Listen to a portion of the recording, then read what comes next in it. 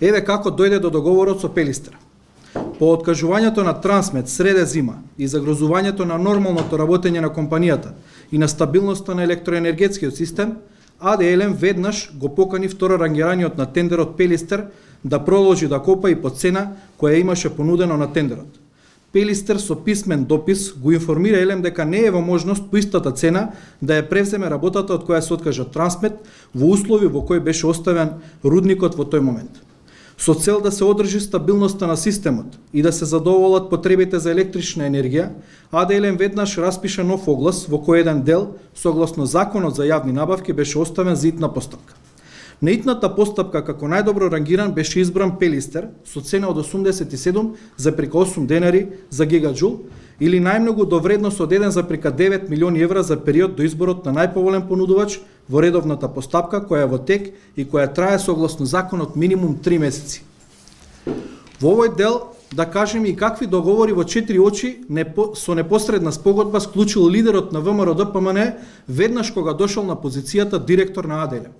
Склучил 2 договори со непосредна спогодба во 4 очи со Пелистер и со Марковски.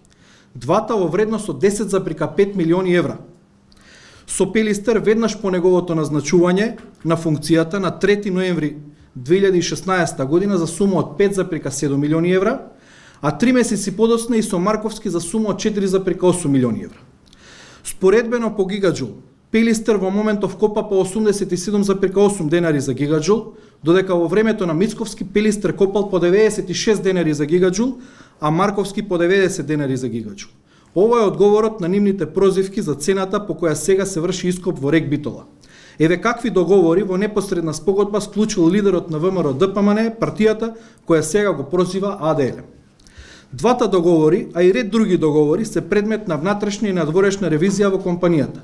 Резултатите ќе ги види македонската јавност многу брзо.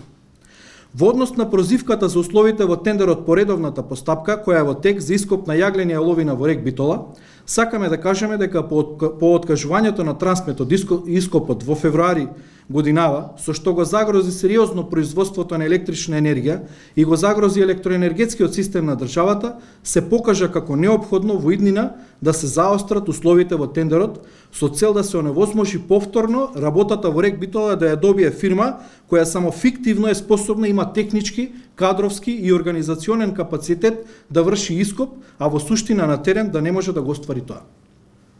Од тие причини во тендерот за редовната постапка беше поставен услов фирмите кои сакаат да конкурираат во последните 3 години да имаат ископано најмалку 900.000 тони јаглен. На ова еден економски оператор се жалеше до Државната комисија за жалби по јавни набавки. Комисијата ја одби жалбата како неоснована, но и покрај тоа АД ја прошири можноста да може да се пријават и фирми кои имаат ископано покрај јаглен или 1 милион метри кубни јаловина, земја или карпест материјал или руда. Значи, иако комисијата не ни наложи да ставиме дополнителни услови, иако беше проценето дека тендерот овозможува конкурентност, АД само иницијативно одлучи да додаде уште еден услов со цел да се обезбеди уште поголема конкурентност, но конкурентност само на сериозни фирми. Значи, условите се и натаму доволно ригорозни за да спречат да се пријават или уште повеќе да победат некои фирми од калибарот на Трансмет, кои само можат да направат штета на комбинатот и на целиот производствен процес. Оваа можност ја користам да му одговорам уште на неколку прозивки кои директно ги упати кон АД и кон менеджментот, нивниот партиски лидер и поранешен директор во ЕЛЕМ во еден период господинот Мицкевски. Тврди дека ние сме имале намалено производство во првиот квартал на оваа година. Точно, производството е намалено во првите месеци од 2018 година, споредено со тоа во 2017 година, од причини што потребите на тарифните потрошувачи во тој период беа намалени. Произведувавме толку колку што имаше потреба за тарифните потрошувачи, а електричната енергија која заштедивме со домаќинско, одговорно и професионално работење, во наредната недела ќе ја понудиме на продажба на слободниот пазар, со што ќе оствариме профит за компанијата и за државата. Ова ќе биде прва продажба на електрична енергија од АД по 2016 година. Значи 2 години АД не продавал електрична енергија. Понатаму се споменуваат акумулациите оваа зима. Не прозиваат дека биле преполни и дека некаде и прелевале. Кога ја презедовме функцијата во август 2017 година, претходното раководство ги имаше оставено акумулациите на историско најниско можно ниво, преисцрпени од непланското искористување. Оваа зима и почетокот на пролетта, поради силните врнежи и топењето на снегот, дојде до брзо и обилно полнење на акумулациите и на природните вештачките езера во Република Македонија. Ние со максимални напори го одржувавме балансот и на Охридското езеро и по течението на реката Дрин и во нашите акумулации се со цел да не се нанесе штета на околните населени места и во тоа и во такви екстремни услови, како што и самите знаете дека беа, сепак успеавме. Хидроелектраните максимално работеа и тој вишок електрична енергија сега ќе го продадеме. Да, имаше прелив, но тој беше планиран внимателно.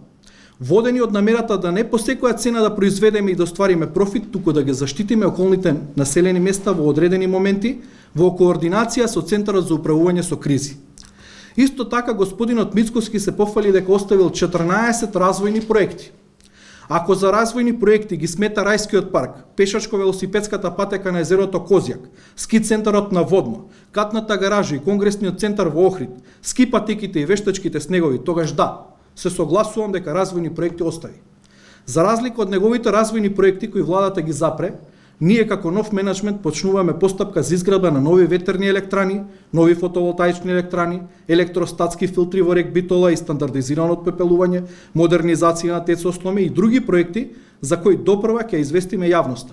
Сами направете анализа и компарација што е развоен проект, а што не е развоен проект и што е залудно трошење државни пари. Вредно е да се напомене што друго остави Мицковски. Остави расипан еден генератор во хидроелектраната Козјак, еден генератор во хидроелектраната Врбен, ненаправени ремонти во рек Битола, поплавени рудници во рек Битола, депонија со само 100.000 тони јаглен пред почетокот на зимата, ТЕЦ Осломе надвор од функција и уште ред други ненаправени зафати кои се неопходни за нормално функционирање на компанијата, односно остави 12% помалку расположливи производни капацитети. За разлика од него, го поправивме генераторот во Козјак за екстремно кусо време, додека пак Мицковски го држеше во дефект една година. Потоа го сервисиравме и генераторот во Врбен. Ја ставивме во функција и термоелектраната Осломе, која произведуваше електрична енергија на крајот на 2017 година и почетокот на 2018 година. Значи цела оваа грејна сезона. Депонијата во рек Битола по завршување на грејната сезона има 200.000 тони јаглен. И сите производни капацитети ги имаме со 100% расположливост. Сега да направиме споредба што остави Мицковски во делот на финансиите.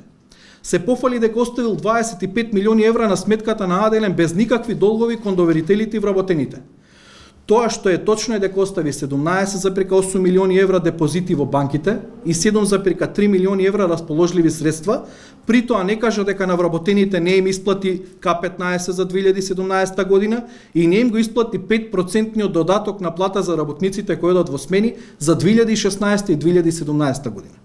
За разлика од него, ние го исплативме К15 за 2017 година, кој Мицковски не го исплати, и исплатен и 5% додаток кој Мицковски исто така не го исплати за целиот период наназад.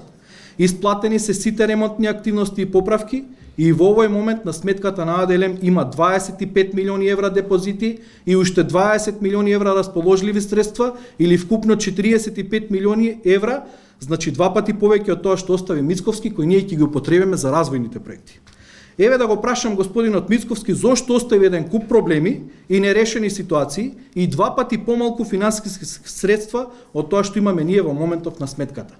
Нека проценат граѓаните кој работел домаќински, а кој не работел домаќински.